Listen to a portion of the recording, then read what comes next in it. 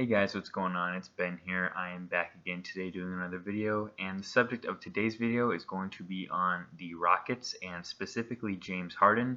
And I'm going to sort of be diving into the concept of the Rockets trading him, whether it would really be worth it for them, and what some potential trade concepts are. I didn't want to do a concrete trade video because I think that the Rockets are not definitively looking to trade James Harden right now, but it has been a concept that since the Rockets were bounced in the second round by the Lakers, it's been thrown around as a possibility. And so today I just kind of want to explore what that would look like if it were to transpire, the reasons to do it, the reasons to not do it, and anything else that kind of comes up along the way regarding that. So to kind of level set, if you didn't know, the Rockets lost in the second round, and basically they are in a pretty rough scenario right now. They have Russell Westbrook and James Harden both on max deals, I think for around $40 million each for the next couple of seasons. I believe Harden's deal gets done in let's see here. I believe it gets done in 2023, and Westbrook's is maybe 2024 or something like that. They're both around 2023, 2024 getting done. Besides that, I think they have Eric Gordon under contract for maybe one more year or 2 more years. PJ Tucker doesn't make too much, but he's also 35, 36. And Robert Covington is on a nice contract for about 2 more years, I believe. That's kind of your core, so to speak, those 5 guys. Besides that, you have guys making the league minimum, like Newell House, who is actually a pretty good contributor for them, but not making much money and on a rookie deal. You got guys like Austin Rivers and a few others who are like Jeff Green was on a minimum contract for just the 1 year. But if you're looking at the core, it's really those 5 guys of Tucker, Covington, Gordon, Westbrook, and Harden. And they're pretty much locked in at the cap. They're at the top of what am I trying to say here? They don't have any wiggle room to sign more players, so you kind of say to yourself, if you're just going to run it back and do the same exact thing you did this year, you're probably going to end up with a similar result, like losing in the second round optimistically or losing in the first round if you don't get lucky, like they kind of ended up getting lucky against OKC. To me, I think that's where the concept of the James Harden trade becomes more of a possibility, is at this point, are we just spinning our wheels if we keep this current core in place? So as I start to think about a James Harden trade, they're really hard to figure out, and I think it's because there's probably no one player out there that you're going to get in exchange for James Harden who's of equal value, because the way I think about him, he's about a top 5 player in the league, top 6, top 7, somewhere between 5 and 7 for most people, because you probably say LeBron, Kawhi, Giannis, and Durant are probably your top 4. Then you probably have Curry at around 5, and then for me it'd be Harden around 6 or 7, depending on where you rank Anthony Davis too. But with that in mind, none of those guys that I just mentioned are going to be getting traded, so it's not really you're going to get equal value for them. What you're probably going to have to do is get a ton of complementary pieces that will complement the Rockets really well in the core they currently have, or you're going to have to basically get a middle-of-the-road all-star and then just another decent rotation player.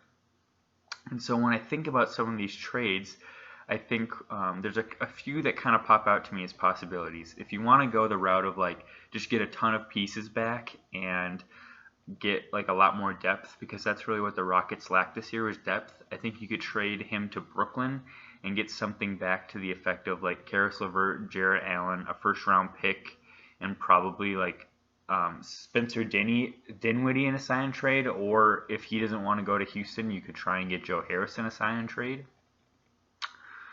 Harris is good for 12 points a game on really good shooting.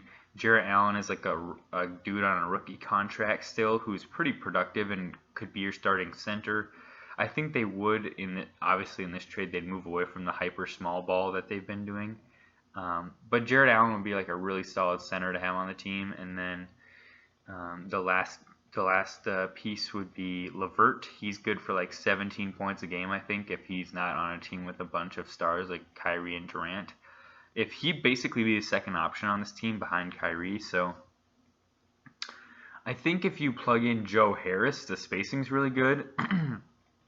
But if you plug in Spencer Dinwiddie, they have more offensive firepower. But considering Westbrook already loves to handle the ball basically all the time, you'd probably be better off to just bring in Harris, actually. And then your lineup could be something like Westbrook, LeVert. Then you'd probably have Harris, Tucker, and Jared Allen with a sixth man of Eric Gordon and Danuel House. But that's just one possibility I thought of. And then for Brooklyn, they definitely would want that trade because they get like a third dude to complete their big three because they've been looking to complete a big three. So that's like a pretty decent deal. I mean, for Houston, it kind of depends on how much you think of Karis LeVert. Like, do you think he has borderline all-star potential in the future? Then you probably do this trade. If you think he is like more of like an Andrew Wiggins type where he excelled because there weren't better players on the team, so he put up close to 20 points just because others weren't playing, then you probably don't do the trade.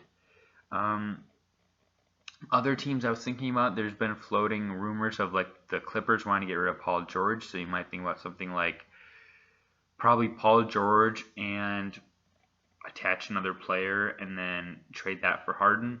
I was thinking about this, who would be like the ideal person to trade? You might say like trade James Harden for like Paul George and Patrick Beverley. That would probably get it done, I would say. You could also try like it depends. Like, if the Clippers have James Harden, who is the better person to keep around besides him? Do you want to keep around Patrick Beverley, Lou Williams? You could do like a sign and trade of Montrez and Paul George for James Harden. I think that's a bit too much, but it kind of depends. Like Paul George and Lou Williams, that's not an outrageous package for a guy who's like a top 5 player. And then your core is something probably like Pat Bev, Harden, Kawhi, Marcus Morris, and Zubac, which is a pretty solid starting lineup with a bench of like Landry Shamet and who else would be coming off the bench there? I guess JaMychal Green would come back as well. It's like they have less depth in that scenario, but they have like the best player in the trade. So like, would you rather have 2 top 5, top 6 players, or would you rather have just like a really deep team if you're the Clippers?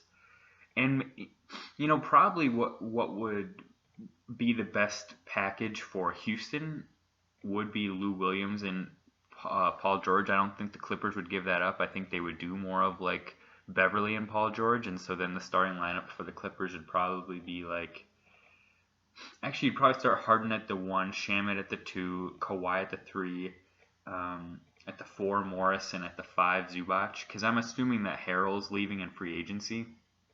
And then off the bench, you have Lou Williams and JaMychal Green and whomever else they pick up or just promote into a more of a rotation role.